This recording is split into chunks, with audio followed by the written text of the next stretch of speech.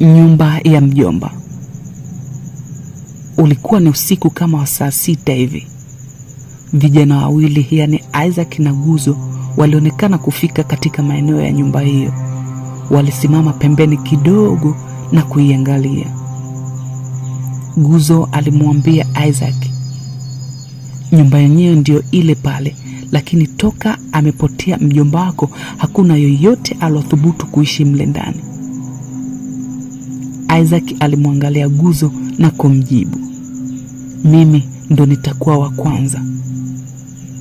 Guzo alishangaa majibu haya na kumwambia Isaac ya kwamba wewe ni mgeni hapa kijijini na una siku 2 tu toka umefika. Isitoshe kuna sehemu umefikia, ni bora tu ungeishi kule. Isaac akamjibu Guzo, ni bora nije zangu kuishi hapa. Guzo hakutaka mengi sana, alimuuliza Isaac tu, na vipi kuhusu nguo zako? Isaac akajibu ya kwamba nitazifuata kesho asubuhi.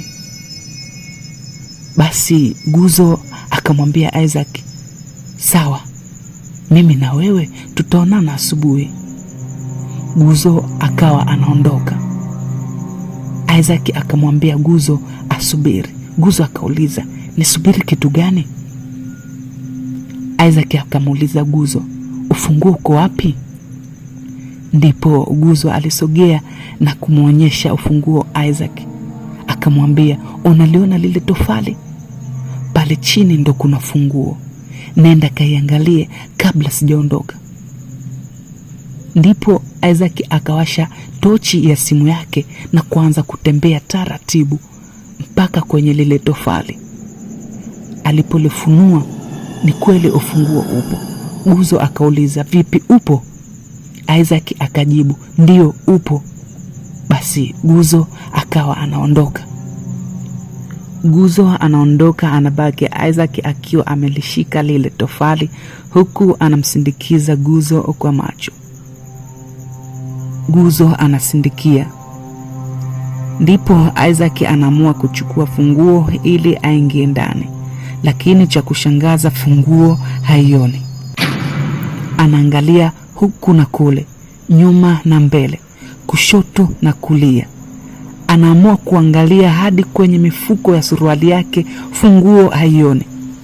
Cha kushangaza, funguo ilionekana kwenye mlango, ipo ndani ya kufuli inacheza cheza. Isaac alisogea kwa utaratibu hadi mlangoni.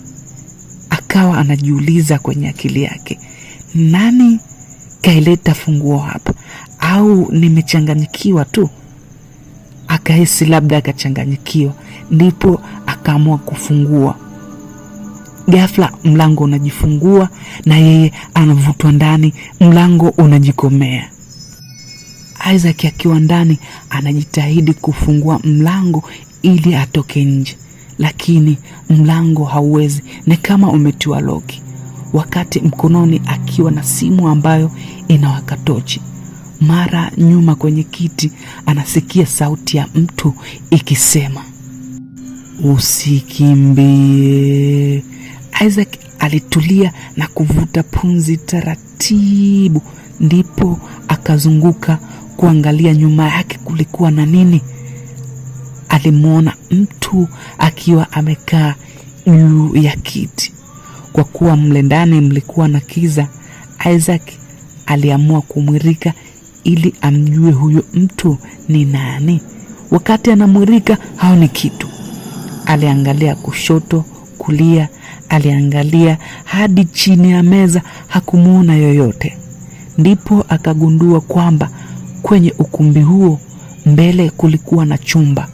Ndipo akaamua kutembea taratibu kuelekea chumbani ili ajue kuna nini. Wakati anatembea kuelekea chumbani, anasikia sauti ya kitabu juu ya meza, kitabu kinafunguliwa.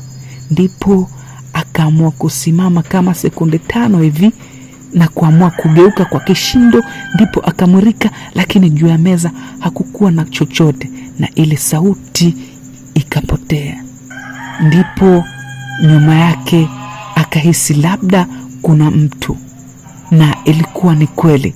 Yule mtu ambaye alikuwa nyuma yake alimwambia Isaac, usimurike, mwangaza wa tochi yako unanikera. Isaac alionyesha sura ya woga sana na kutaka kumurika. Wakati anazunguka kwa kishindo, yule mtu akamvaa Isaac, akaanguka chini. Siku ya pili asubuhi, Isaac bado alikuwa amelala pale pale alipoanguka jana. Tochi yake ilikuwa inawaka. Baada ya sekunde kama 3 hivi, akafunua macho yake na kuangalia huku na kule. Hakumwona yoyote. Nyumba ilikuwa kimya kabisa. Ndipo akanyanyuka na kuingia katika chumba kimoja kimoja. Alivimaliza vyote, lakini hakuna yoyote aliyemwona. Alichoka sana. Akaamua kutembea taratibu, anakuja zake ukumbini. Mara ghafla nyuma anatokea mtu ambaye hakutaka hata kumwangalia, ila alimuuliza tu, wewe ni nani? Yule mtu akajibu, mimi ni mjomba wako Jax. Isaac alishtuka na kushangaa sana. Akamuuliza, mjomba wangu Jax? Yule mtu akajibu, ndio. Isaac akaendelea na kusema, ninavyojua mimi, mjomba wangu Jax alipotea baharini, yeye na Samir.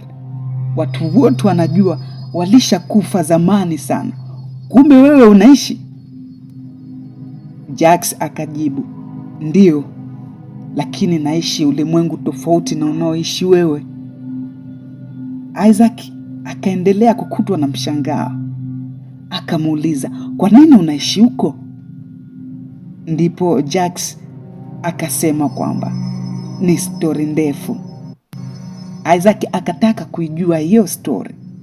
Ndipo akamwambia, muda upo wa kutosha kunihadithia. Jax akakubali kumhadithia Isaac.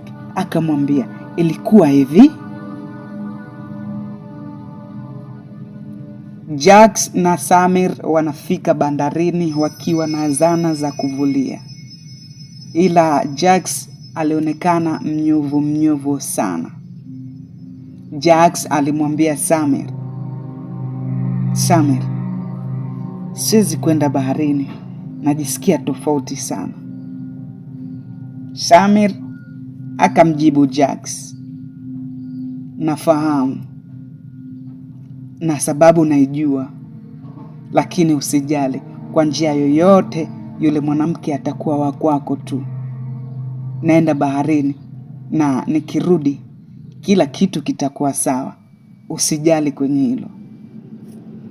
Jax akamwambia Samir, asante kwa kunifariji na kutakia safari njema. Samir akamwambia, sawa, tutaonana. Jax akawa anaondoka mdogo mdogo huku ameweka mikono nyuma. Samir alimwangalia na kusema, mapenzi bwana. Pande hizi Jax alionekana anatembea mdogo mdogo, mikono yake ipo nyuma. Alipandisha milima, alishusha mabonde, alikata kona na kunyosha, huku akili yake ikionekana haipo sawa kabisa. Upande mwingine anaonekana msichana ambaye anaitwa Asma, anatembea kwa miguu. Kwa bahati nzuri wawili hawa wanakutana. Jax anataka kuzungumza na Asma, hivyo anaanza kwa kumsalimia. Jax, habari yako Asma? Asma, nzuri. Jax, samahani, naomba muda wako, dakika 2 tu. Asma, zingatia sana muda, maana hakuna mtu ananisubiri.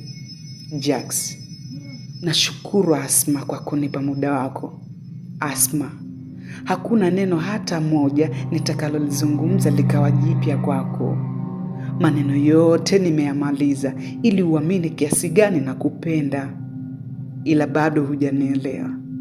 Sasa basi, naomba mtandio wako nijinyonge mbele yako, au kama una kisu naomba unichome.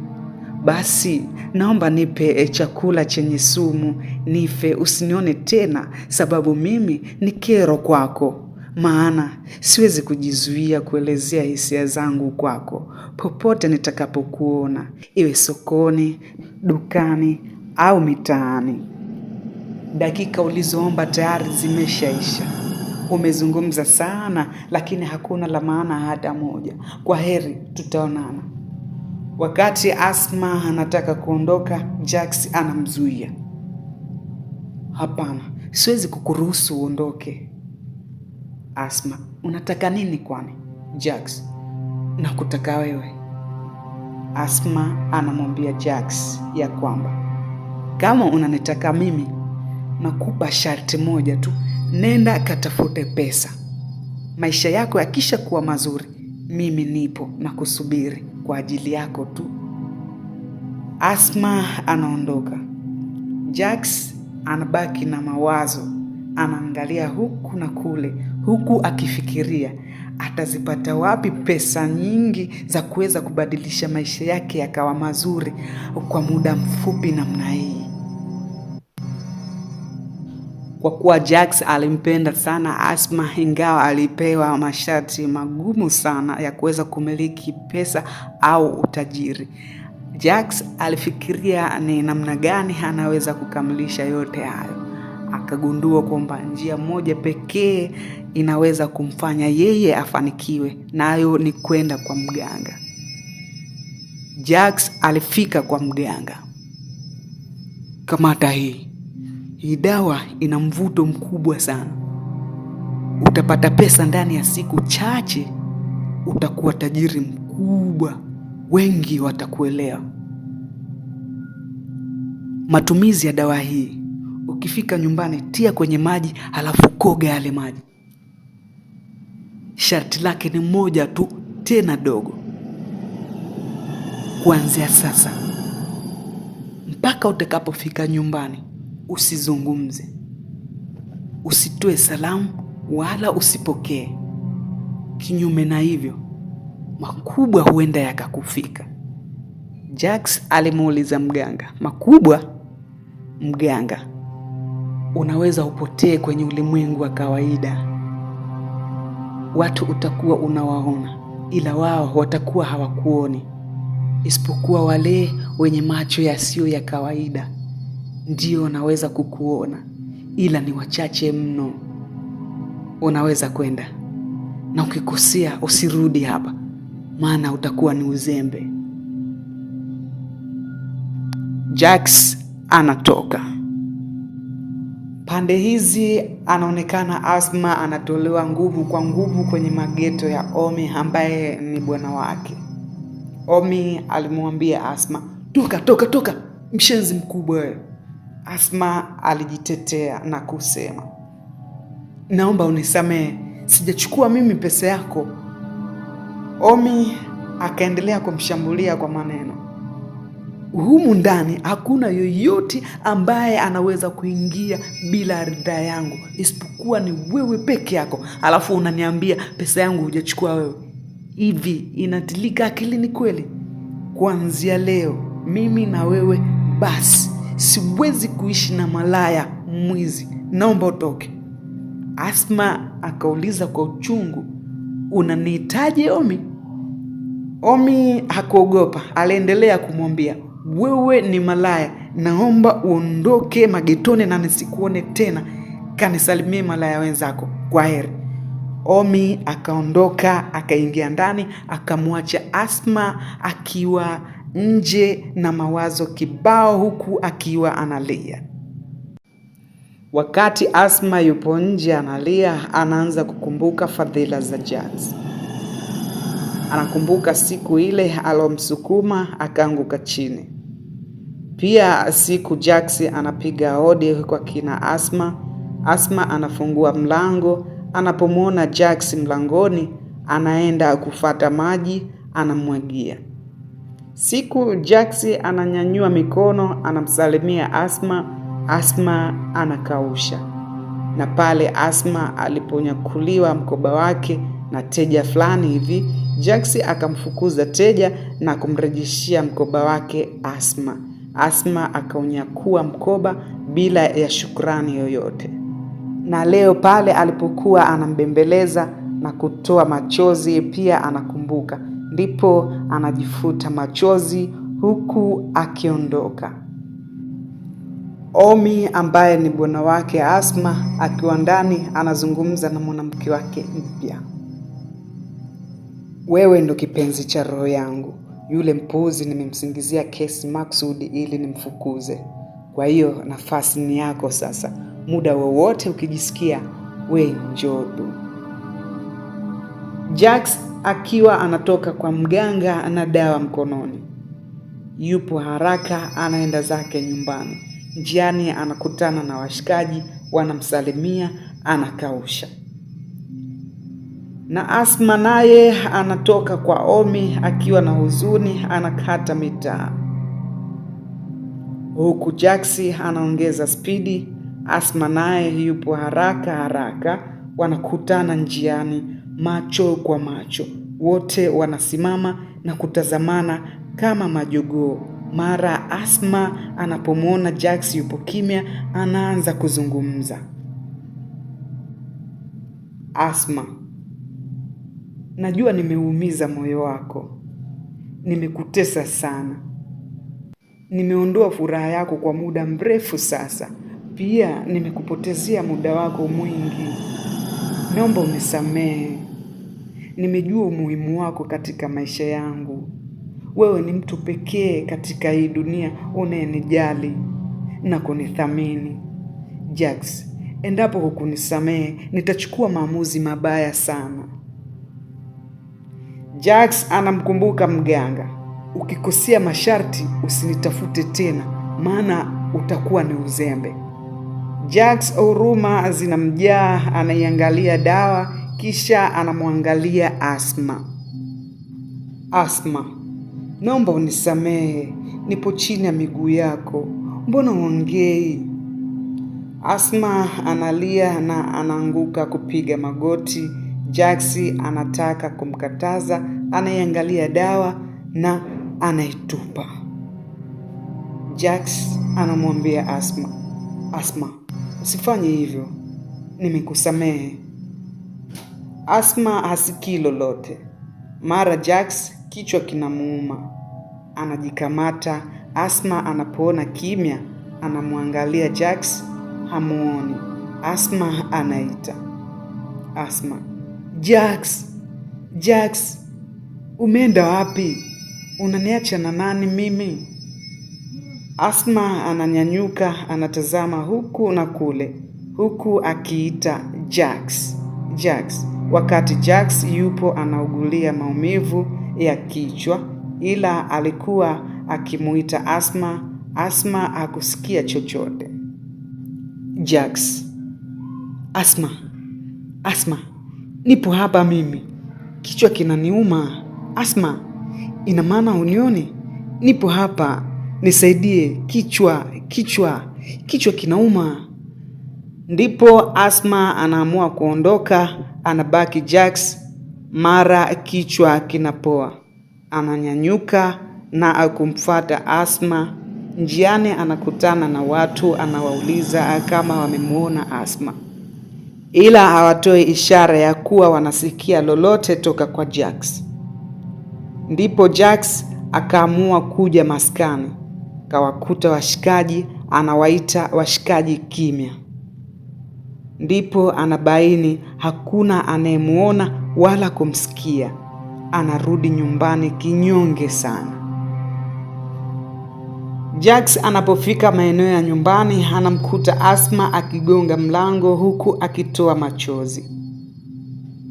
Jax anaamua kumtizama tu huku akitoa machozi ya huruma. Asma anaondoka kinyonge sana. Jax kama anataka kumzuia, ila anabaki kumsindikiza kwa macho tu, naye anaingia ndani, Anafika ndani na kujinamia huku akilia kwa uchungu. Jax anamaliza kumpa story Isaac na kumwambia ya kwamba hivyo ndivyo ilivyokuwa. Kwa hiyo naomba msaada wako.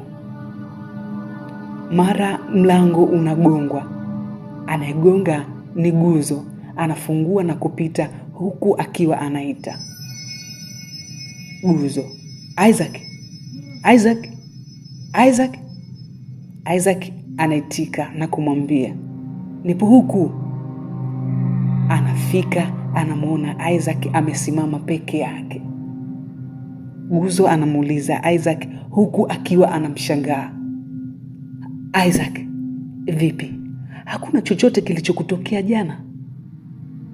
Lakini kumbuka kwamba Isaac alisimama na Jax ambaye ni mjomba wake, ila Guzo hakumuona. Hivyo Jax aliendelea kumwomba msaada Isaac na kumwambia kwamba achana naye huyo, nisikilize mimi kwanza. Isaac akamwambia Guzo, samani kidogo Guzo. Jax aliongea, naomba unisaidie. Isaac ndipo akaamua kumwambia Jax kwamba nitakusaidiaje wakati mganga alikwambia usimtafute endapo ukikosea? Guzo anashangaa na kumuuliza Isaac, mganga? We Isaac, umechanganyikiwa au? Jax anaendelea kumshawishi Isaac, nipeleke, chochote kitakacho kwenda kutokea haijalishi. Isaac anamjibu, sawa. Guzo akiwa amechanganyikiwa anamuuliza Isaac, nini kimekuchanganya? Isaac anajibu, sikuambii wewe. Guzo anazidi kuwekwa kwenye njia panda, unambii mimi? Jax anamwambia Isaac, huyu asije, mwambie atusubiri. Isaac anamwambia Guzo, usije tusubiri. Guzo anashangaa, niwasubiri? Niwasubiri wewe na nani? Isaac ndipo anajibabaisha na kumwambia kwamba nisubiri. Isaac na Jax wanaondoka. Anabaki Guzo na mshangao mkubwa sana, huku akisema, we, akusubiri nani humu? Hivyo basi anatoka, anamuona Isaac nje, yule anamfuata Guzo, Isaac, Isaac, subiri. Punde anamfika, lakini Jax anamsukuma Guzo. Guzo anaanguka chini, anashangaa, nani kanisukuma? Ananyanyuka, anaenda mbio. Jax na Isaac wanaondoka.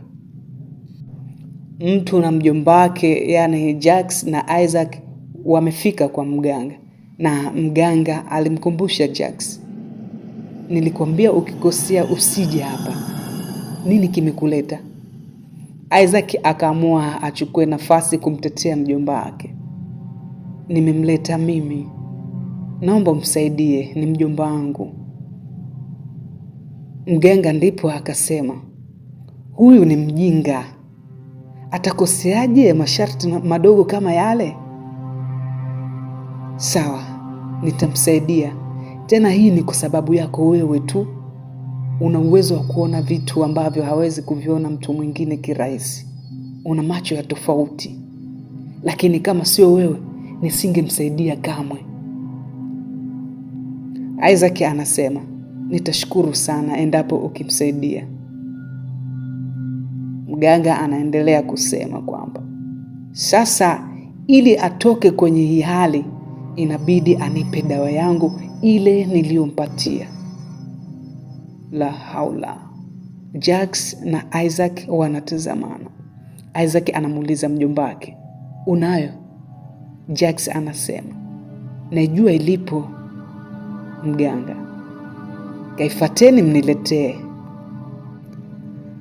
Isaac na Jax inabidi waondoke kwenda kuitafuta dawa. Muda huu wanaonekana yale maeneo alipoiangusha. Wanaitafuta hadi wanachoka. Wanakata tamaa. Jax anakaa analia na Isaac anakaa alipo Jax kumfariji. Isaac anapatwa na mshangao, kuna kitu anakiona, anakifata kukiokota, anarudi nacho. Isaac anaenda mpaka alipo Jax na kumuuliza, "Mjomba, ni hii au?" Jax anaangalia, ndipo akatabasamu, akaikamata. Ghafla kichwa kinamuuma. Mara moshi unatoka kwenye kichwa. Maumivu yanakata.